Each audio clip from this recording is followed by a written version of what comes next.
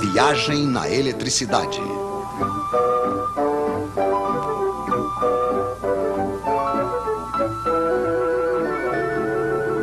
Os Três Mosqueteiros. Agora sabemos o que é a eletricidade. Entre dois fios, liga-se um gerador.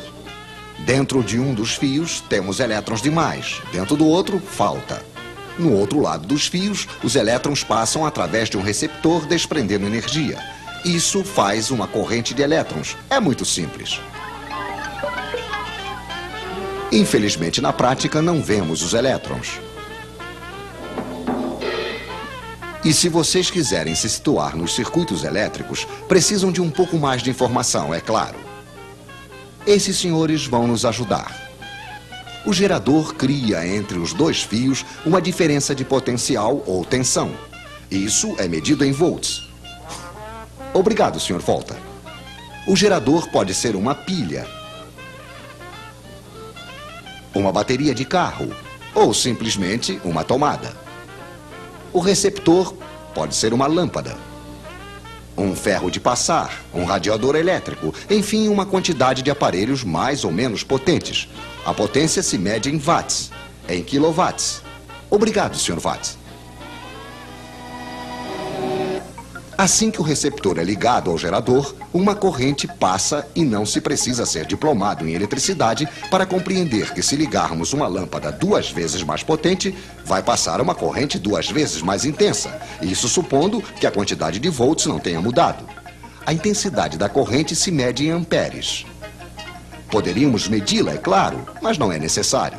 Conhecemos a voltagem. Está escrito nas pilhas ou nos contadores. Conhecemos a potência, está escrita nos aparelhos. Basta fazer uma pequena divisão. Intensidade em amperes igual a potência em watts dividido pela tensão em volts.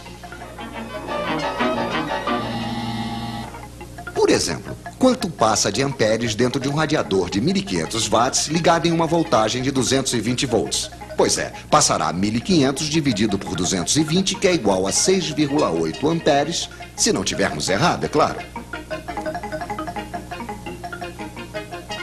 Mas acho que os senhores nos prepararam um pequeno exercício. Em uma mesma tomada, eles vão ligar 3 lâmpadas de 100 watts, um radiador de 1500 watts, uma torradeira de 760 watts e um forno elétrico de 3000 watts.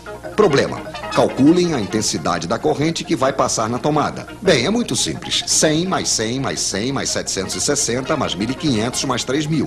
Potência total, 5560 watts. Dividido pela tensão 220, igual, senhores, igual a 25 amperes.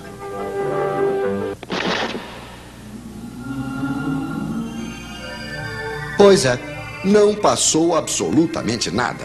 Ou antes, passou tantos amperes que os fios esquentaram, o isolante queimou, a corrente contentíssima, claro, passou diretamente e houve um curto-circuito. Os nossos senhores não conhecem o disjuntor. O nosso radiador esquenta por quê? Porque no interior, a corrente passa em um fio que tem uma certa resistência. Para a resistência dos receptores, precisamos de um quarto mosqueteiro, o ohm, que se escreve ômega. Obrigado, Sr. Ohm. Poderíamos medir esta resistência, mas também não precisamos, pois é calculada facilmente. Resistência em ohms igual a tensão em volts dividido pela intensidade em amperes. O seu radiador, que deixa passar uma corrente de 6,8 amperes, terá uma resistência de 32 ohms. Mas é realmente interessante saber disso? Sim, pois os fios que vão para o radiador também têm uma certa resistência.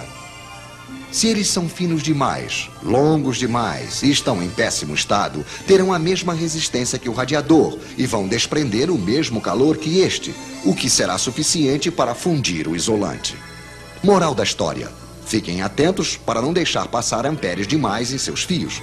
Então retenham os nomes dos seus 4 mosqueteiros: watt, ampere, ohm, volt, e se além do mais vocês retiverem sua fórmula, estarão quase diplomados em eletricidade.